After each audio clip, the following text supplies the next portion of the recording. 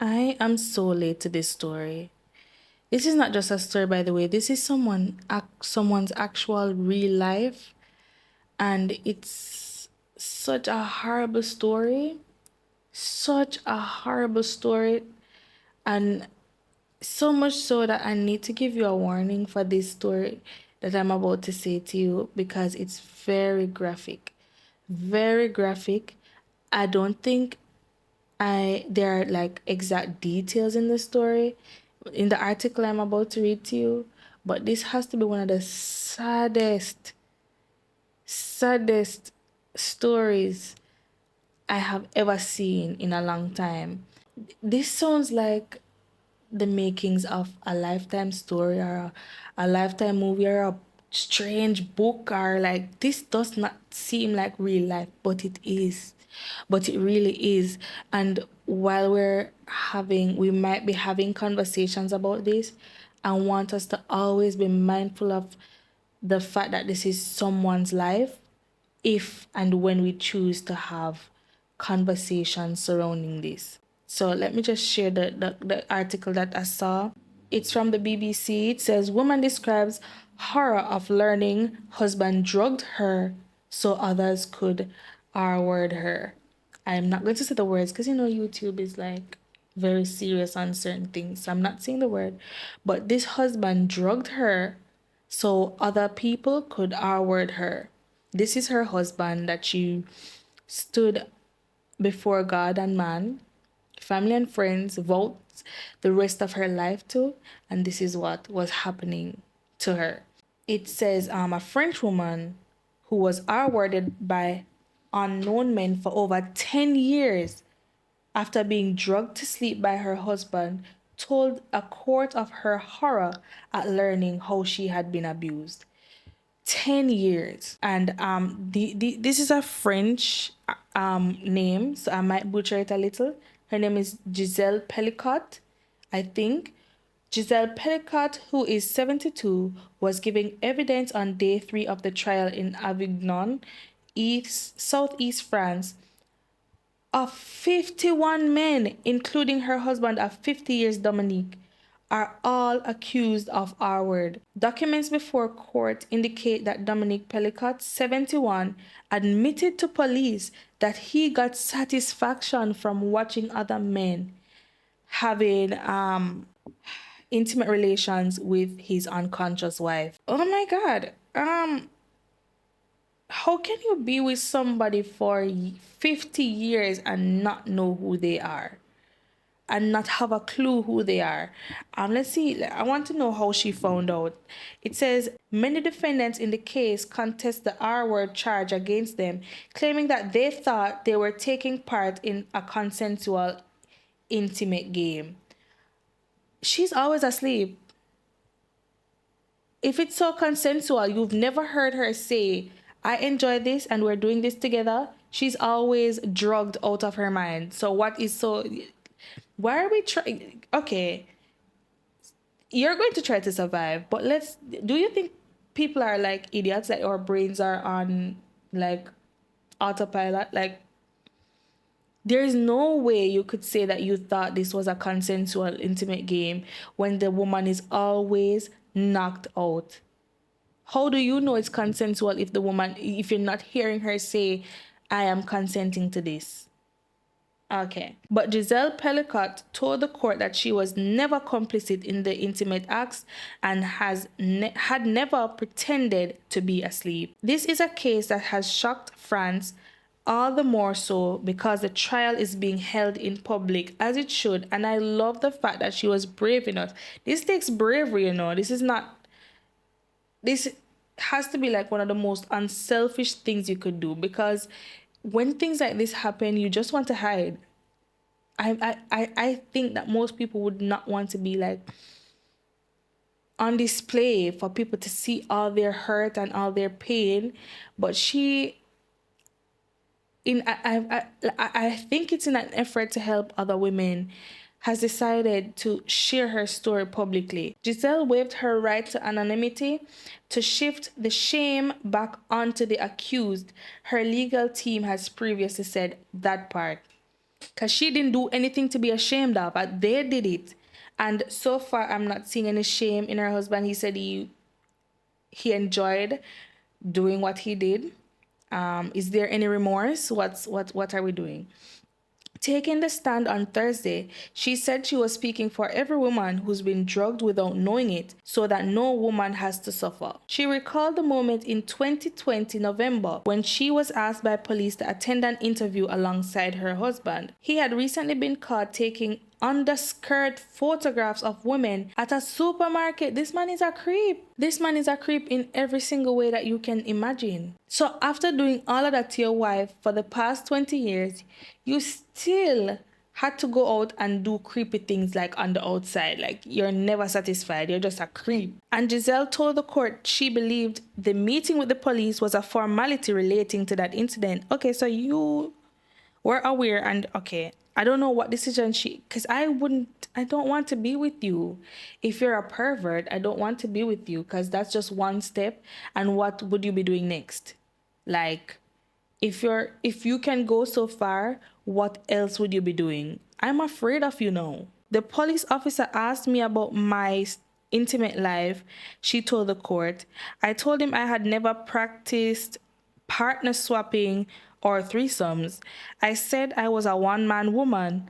I couldn't bear any man's hands on me other than my husband.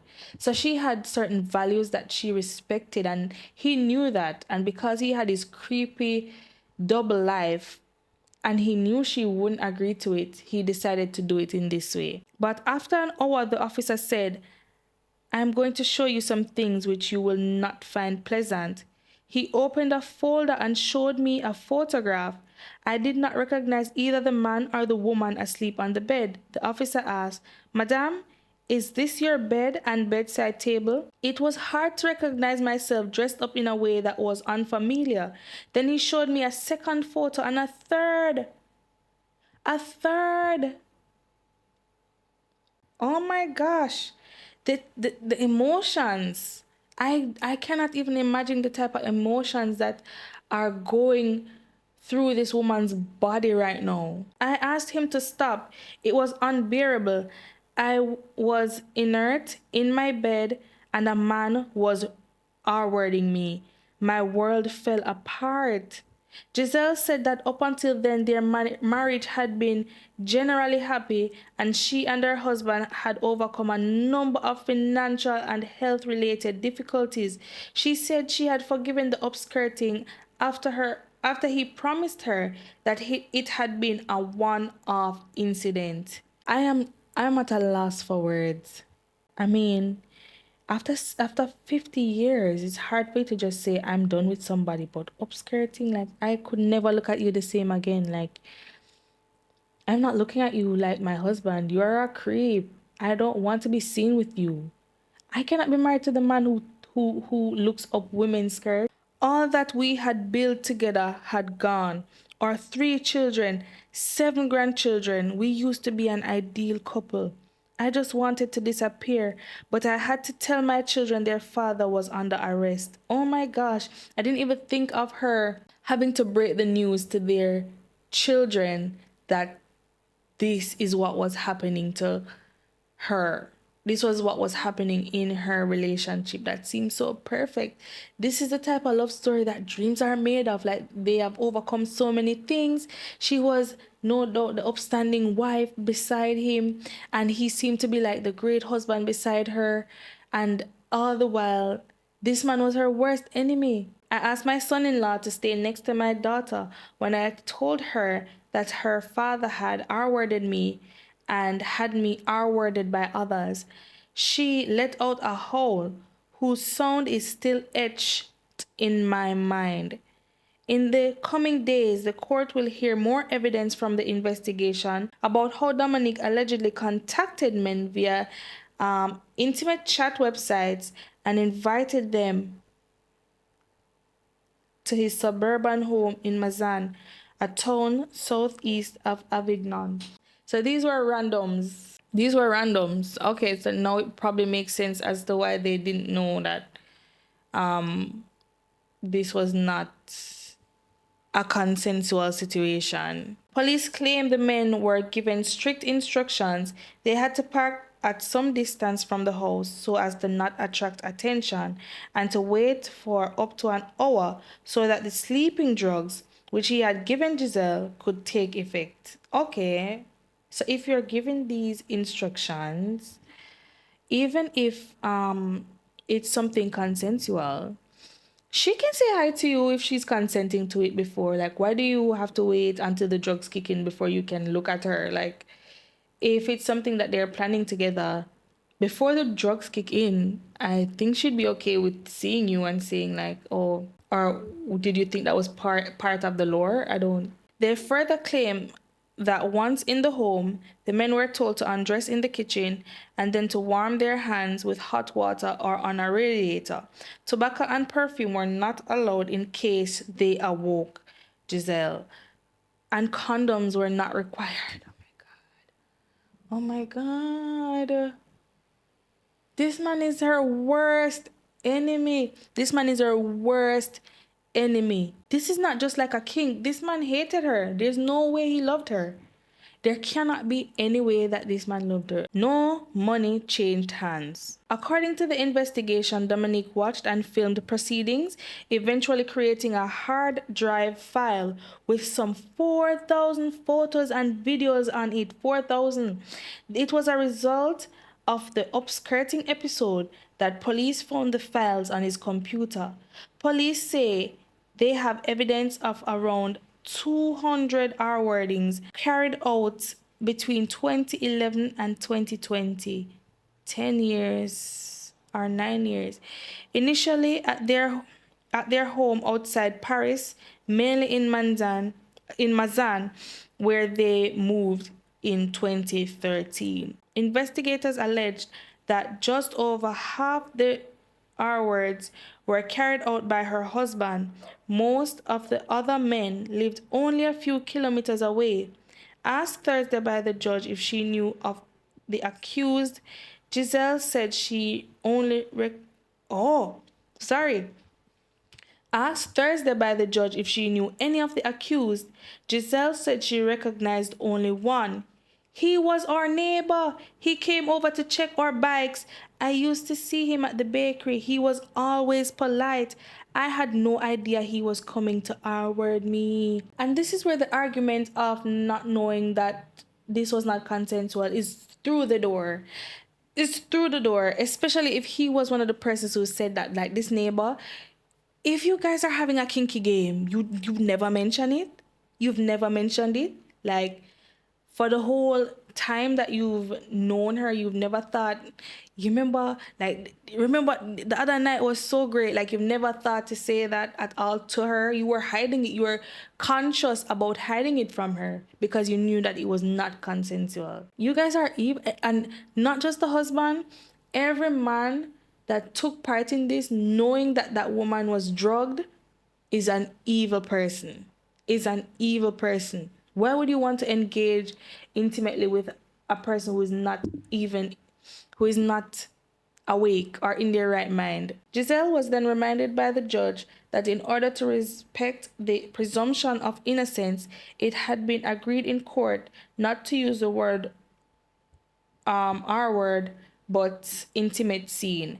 She replied, I just think they should recognize the facts. When I think of what they have done, I am overcome with disgust. They should at least have the responsibility to recognize what they did. After the truth emerged, Giselle found that she was carrying four sexually transmitted diseases. I have had no sympathy from any of the accused. One who was HIV positive came 6 times. Not once did my husband express any concern about my health. Oh God, so she has that one.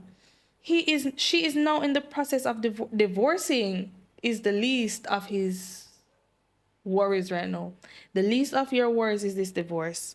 After speaking for 2 hours in front of Dominic and the other accused, she said, inside me, it is a scene of devastation. The facade may look solid, but behind it. This is terrible. This is terrible. And She is so brave for sharing her story with us. She is so brave. At 72, when your life is supposed to be the most peaceful it has ever been, where you're no longer probably required to work, you're settling down with the person you have been with since you were 20 years old, or 21 years old, and you've been with them for so long, you would at this time believe that you have overcome all that. You've seen it all. You thought you've seen it all. This man was allowed to do this, not even allowed, because it's not like the authorities knew, but he got away with doing this for years. Did it say 20 years to this woman? And he was living.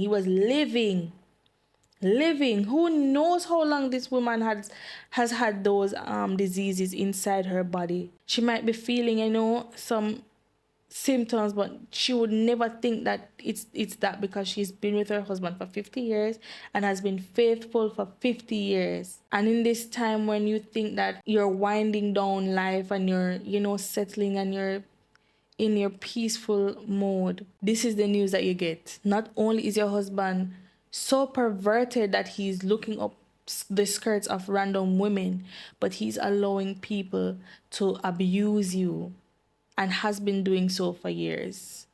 There is no emotion, I think, that can describe, there is no word to describe the type of feeling that would come along with the realization of information like this. And I hope the rest of that man's life is exactly what he deserves. Because clearly at 71, he has not learned a single lesson. That's so horrible. I hope he gets the life that he deserves, the rest of the life that he deserves.